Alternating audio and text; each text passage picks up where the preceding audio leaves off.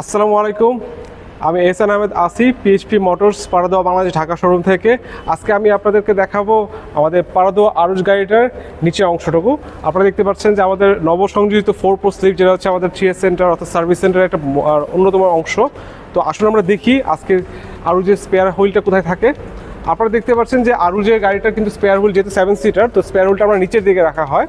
আর এর আরেকটা কম্পার্টমেন্ট আমরা দেখাই, যে ডিফারেন্সিয়াল, যেহেতু রিয়ার হুইল ড্রাইভ, তো ডিফারেন্সিয়ালটা দেওয়া আছে মাঝখানে, এবং এদিকে পাশে দেখতে পাচ্ছেন আপনার গিয়ার বক্সটা।